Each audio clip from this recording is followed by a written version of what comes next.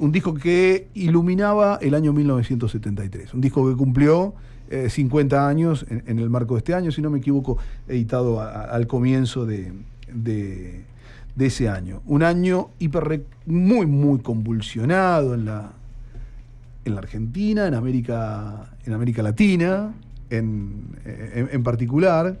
Y un día como hoy, un 11 de septiembre del año 1973, hace ya 50 años, un golpe militar en Chile. Se llevaba puesto el gobierno y la vida también de Salvador Allende. Además de la vida y del gobierno de Salvador Allende, se llevaba puesta la democracia en Chile, la vida de miles, de cientos de miles de chilenos, y la dignidad de una nación que había elegido hacía apenas 3 años un camino de democracia claramente popular. Está con nosotros María Laura Lenzi, que es profesora de la asignatura Historia Comparada de América Latina Contemporánea, de la maestría en Historia y Memoria de la Facultad de Humanidades y Ciencias de la Educación de nuestra universidad. María Laura, ¿cómo te va? Hola, bienvenida, no corras. Muchas ¿Cómo andás? Gracias, muy bien, todo bien. Bueno, bien, dentro de lo que se puede. En el ejercicio de memoria. Exactamente. En el ejercicio de memoria. Sí. Es una fecha realmente importante. Más allá del número redondo, es una fecha importante para América Latina. Sí, ¿no? Sí, totalmente. Digamos, si bien podemos pensar que hay un ciclo que ha comenzado un poco antes, sí hay que reconocer que el derrocamiento del gobierno de la Unidad Popular en Chile fue un acontecimiento brutal para el Cono Sur y para toda América Latina. Y digo para el Cono Sur porque, digamos, cuando es derrocado Salvador Allende, la única democracia que queda es la incipiente democracia argentina, que venía de una larga dictadura, que es la dictadura de la Revolución Argentina. Entonces, la Argentina también queda muy aislada. Para pensar un poco el contexto entre Argentina, América Latina y Chile específicamente, la democracia argentina queda muy aislada en ese 11 de marzo de 1973, y además porque empiezan a aparecer de manera cada vez más clara algún tipo de, podríamos llamar, repertorios de acción represiva, claro, que dolorosamente se van a ir repitiendo en los distintos países, ¿no? Esa doctrina de la seguridad interior que de algún modo se planificaba para toda América Latina casi con la misma metodología. Sí, además, digamos, hay con la clandestinidad como eje, ¿no? Hay un marco más amplio que es la Guerra Fría, ¿no? Y eso me parece que es interesante pensarlo porque nos amplía un poco la temporalidad, pero no hay que olvidar esa lógica de Guerra Fría, de un mundo bipolar, y la necesidad de que América Latina esté orientada hacia Occidente y los Estados Unidos. Y más específicamente, también la doctrina de seguridad nacional, y la hipótesis del conflicto interno, no la defensa nacional respecto de un enemigo exterior. De un conflicto interno de supuesta envergadura militar para ponerle el aparato represivo del Estado, pero en este caso con las fuerzas de seguridad militares, a combatirlo. Una cosa atroz. Sí.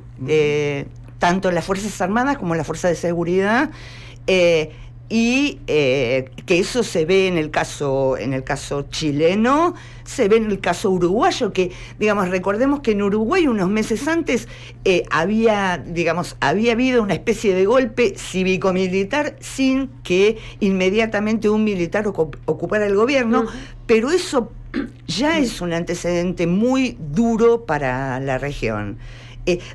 Nada más que, si tenemos un minutito, hay una cosa que a mí siempre me resulta interesante de pensar, y que es una de las consecuencias de las dictaduras que se van imponiendo en el Cono Sur. Los uruguayos y las uruguayas que eran militantes, cuando a medida en que en el Uruguay la represión se recrudece, se van al Chile de la Unidad Popular. Cuando se produce el golpe en Chile, Uruguayos, uruguayas, chilenas, chilenos, brasileñas, brasileños, se vienen a la Argentina y finalmente terminan siendo víctimas acá. Claro. A partir a partir del 76, porque además esa es otra cosa, la articulación de las distintas dictaduras del Cono Sur para la represión en los distintos países, ¿no? Y eso se va articulando. En estos días circulaba a propósito de este aniversario un video de las declaraciones de Perón, ¿no? A partir del golpe y decía, bueno, lo que implicaba para toda la región, ¿no? Lo que estaba sucediendo en Chile. Sí, bueno, evidentemente. Esto de que a veces no somos conscientes de que nada es aislado, ¿no? Y que muchas veces con la distancia temporal Perón siempre, nos cuesta Perón ver... decía que la política siempre es internacional. Claro, pero nos cuesta ver que sí. todo lo que va sucediendo en cada uno de los países, bueno, va teniendo ciertas réplicas. Por eso lo riesgoso de cuando los discursos de derecha empiezan a arremeter, digo, ¿no? O el negacionismo, digo, por lo que estamos discutiendo en estos días incluso. Sí. Y yo decía antes, bueno, la lógica de la Guerra Fría. Si pensamos la década del 50, ¿no? En el año 54 es el golpe que derroca a Arbenz en Guatemala, lo que los guatemaltecos recuerdan como la revolución. El 54 es el golpe que da Stroessner en Paraguay, el 55 es el golpe en Argentina. Digamos, siempre tenemos que pensar en estos ciclos, que somos una región, y si pensamos más en el hoy,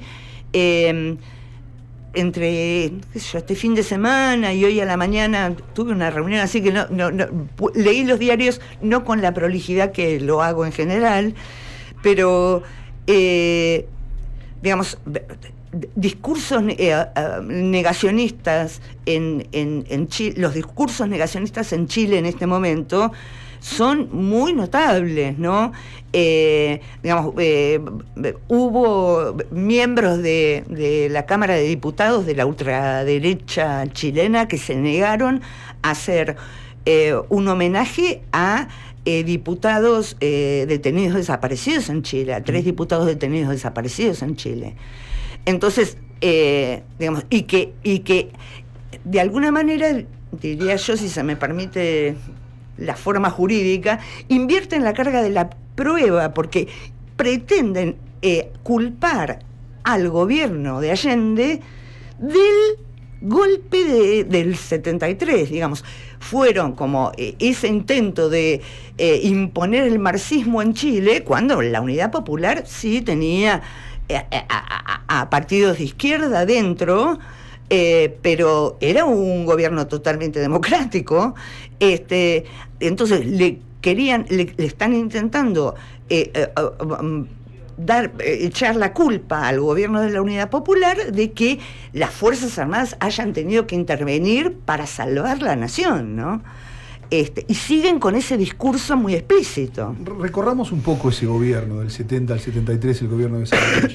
Perdón. Bueno, el gobierno de Salvador Allende fue un gobierno, digamos, que se propuso hacer una experiencia que fue una experiencia única y señera en América Latina y en el mundo, que es lo que se denominó la vía democrática al socialismo, ¿no? La vía pacífica al socialismo. Recordemos que Salvador Allende era un dirigente del Partido Socialista, que había sido candidato a presidente varias veces, pero finalmente llega en el año 70. Entonces, en ese sentido, va a llevar adelante políticas que son políticas que afectan a la estructura del poder económico chileno, ¿no? Digamos, va a llevar adelante políticas muy sentidas también por el pueblo chileno. Por un lado, una reforma agraria. Pensemos en un país donde la ruralidad todavía era muy importante. Entonces, muy extendida, claro. Muy extendida, entonces afectar la propiedad de la tierra es una medida muy radical, tomada en un contexto de un gobierno democrático, con el Congreso funcionando, no una medida inconsulta. Y por otro lado, pensemos que Chile era fundamentalmente productor de cobre.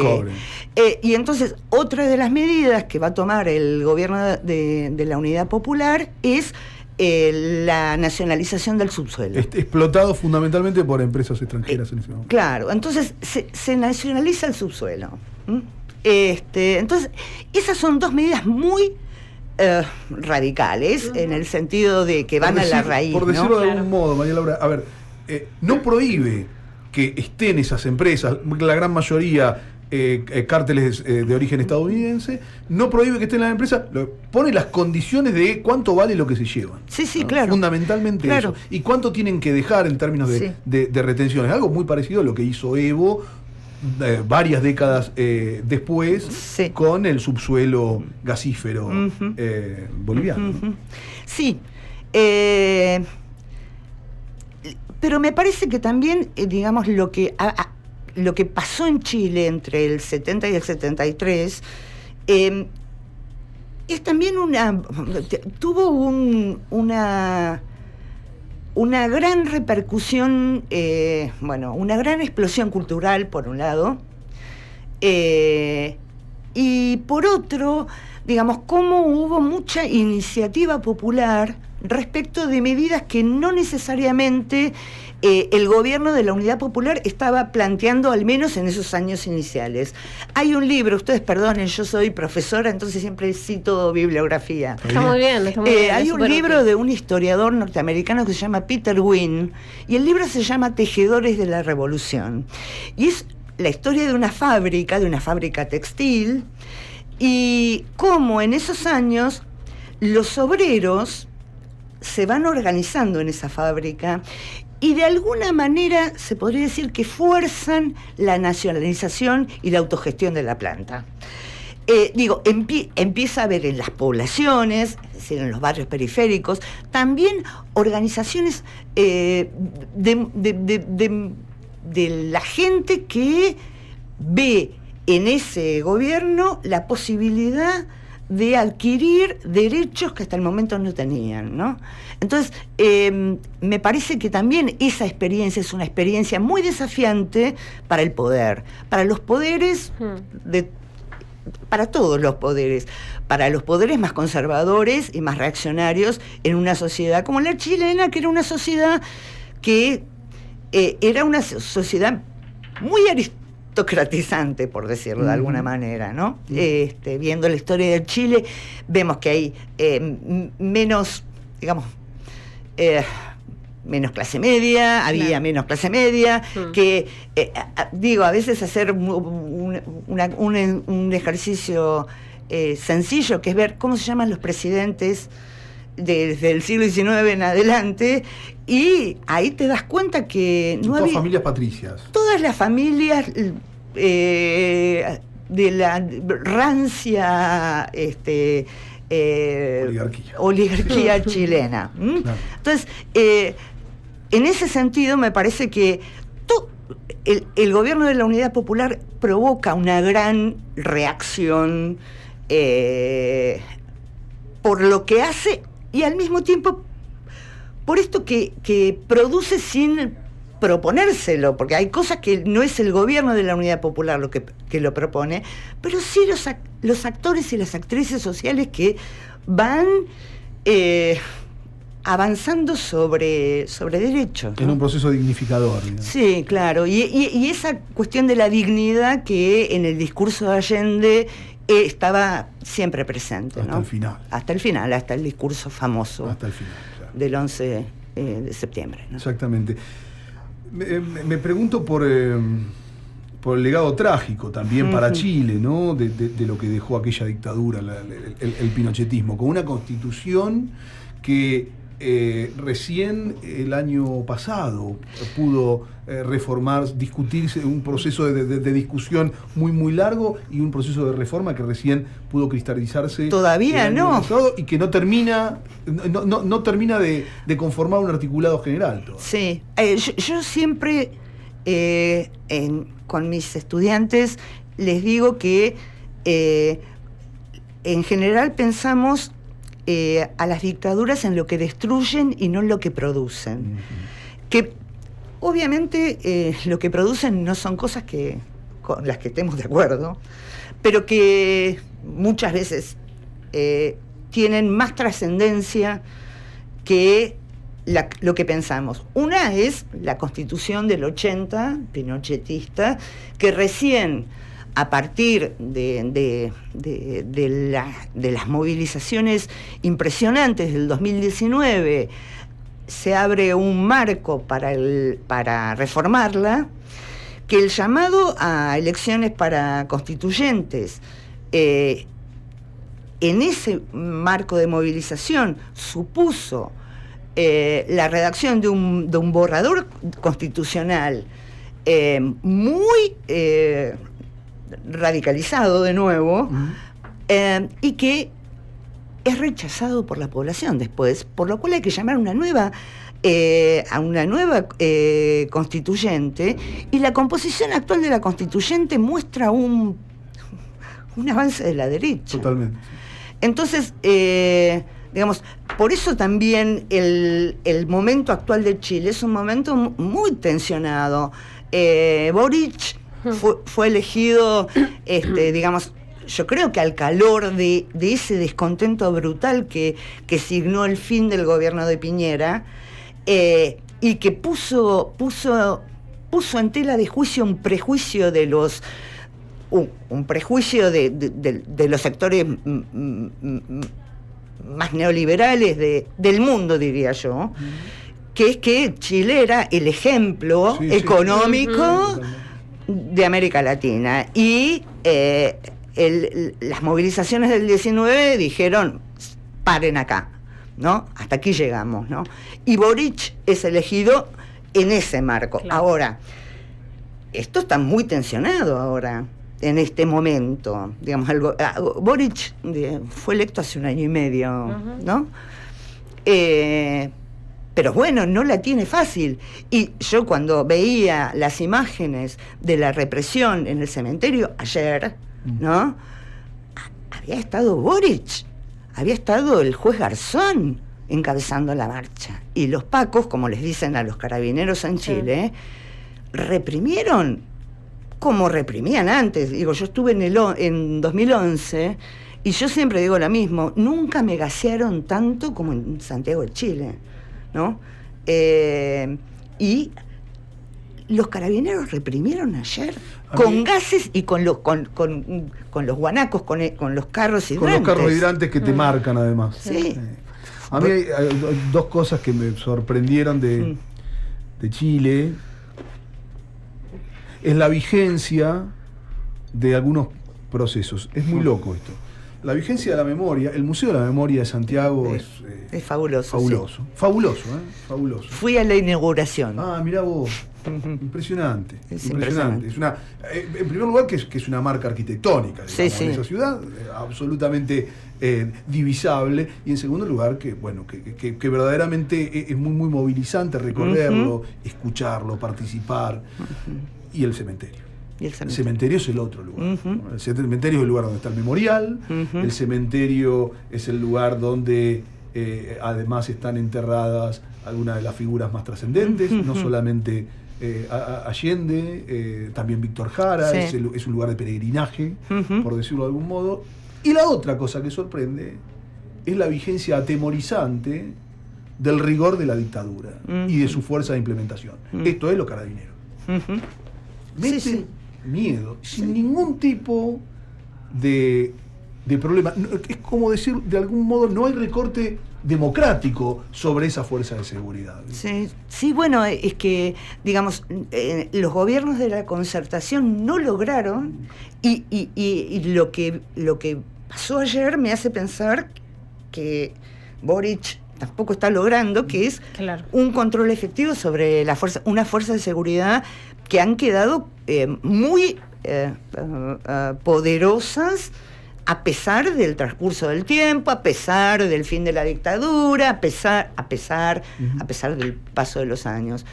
Y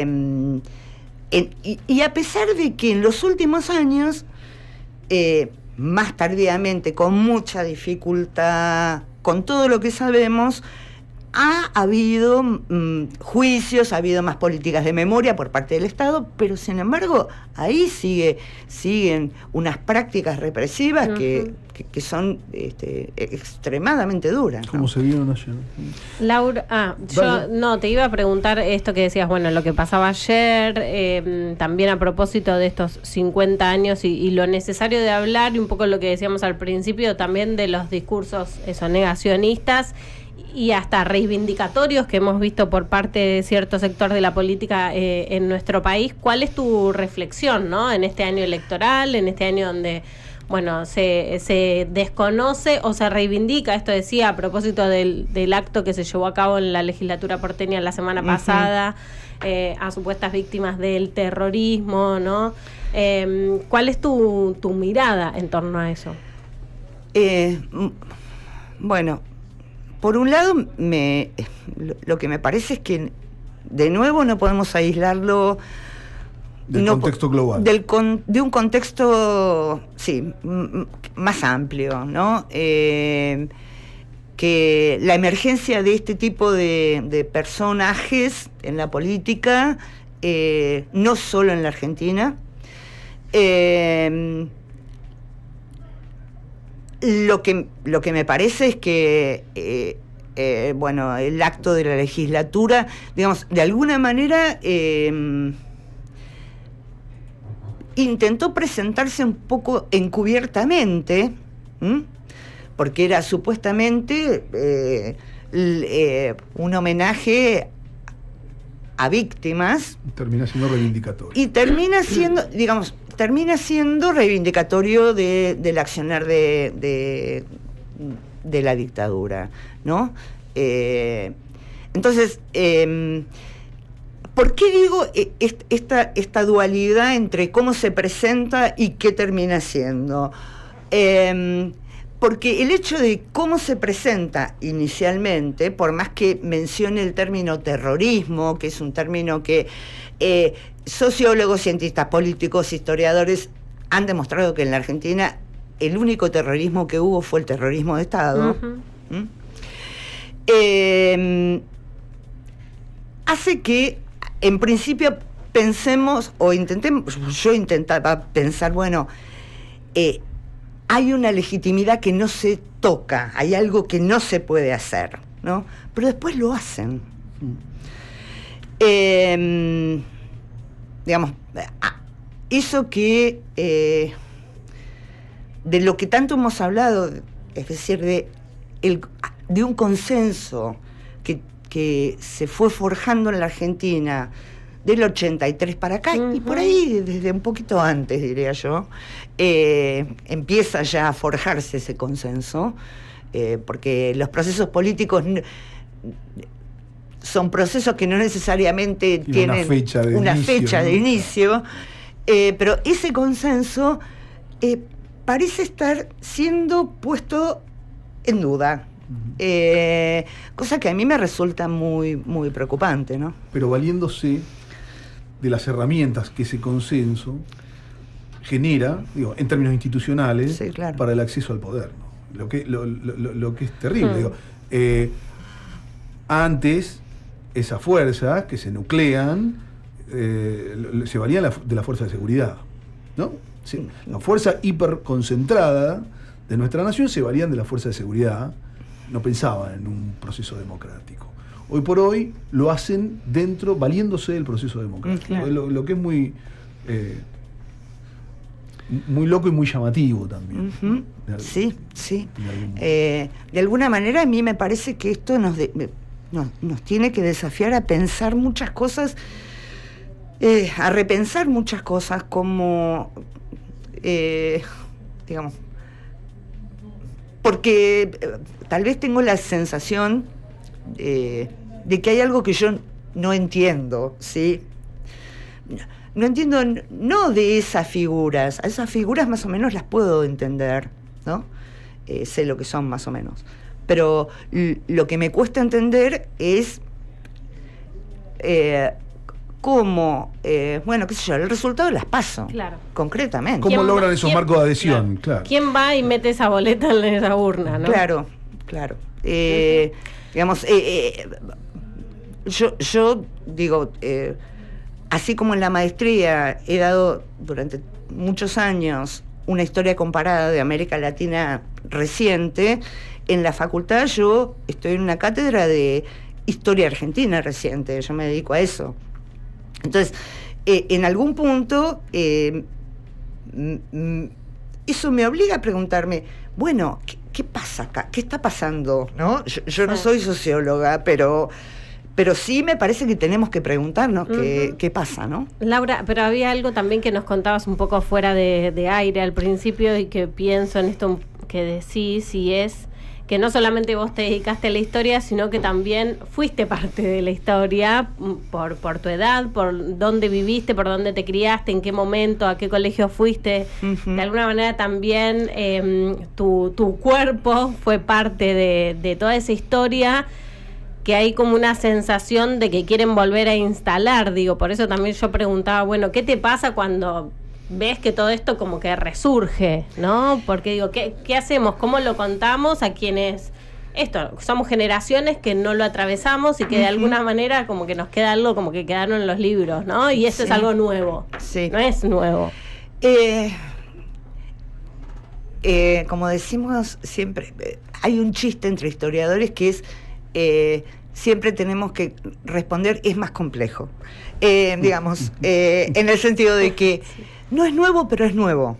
Digamos, tiene algo que proviene del pasado, pero tiene aspectos novedosos. Digamos, entonces, digo, bueno, yo no puedo hacer futurología, digamos, porque no es a eso a lo que me dedico. Y evidentemente no se está dando un golpe de Estado, ¿no? Va a haber elecciones, va a ganar alguien, pero sí me parece que digamos que hay cosas que son muy riesgosas, Tal vez por eso que yo conozco por mi propia vida, digamos, ¿no? Bueno, eso me da miedo. Claro. Sí, claro. Sí, yo me quedo con algo que dijiste. Voy a sacarle la palabra dictadura, pero los procesos antipopulares siempre los recordamos por lo que destruyen, más hay que empezar a recordarlo por lo que dejan, ¿no? Esto que decías vos, y ahí es donde se encierran los riesgos, ahí es donde se encierran buena parte de los riesgos. Hemos vivido varios procesos antipopulares en la Argentina, aún en el marco de la democracia, que han horadado nuestro sentido común, dejando a las experiencias colectivas en muy mal lugar, ¿no? Esto del sálvese quien pueda ha imperado fuerte y es fuerte hoy por hoy en la sociedad argentina. Sí, yo percibo también, qué sé yo, un rasgo de muchísimo individualismo. Totalmente. Y que eso siempre es preocupante, me parece. Sí, y yo creo que no es menor el dato de que se cumplió un año de un intento de asesinato a la vicepresidenta de la Nación, ¿no? También, digo, me parece que no es menor y que a veces también pasa como que bueno, fue un casi y no sucedió, digamos, ¿no? Y sin embargo es algo terriblemente peligroso. Sí. Bueno, creo que hay mucho dato de peligro, Sí. No sé, esa es mis... Digo, en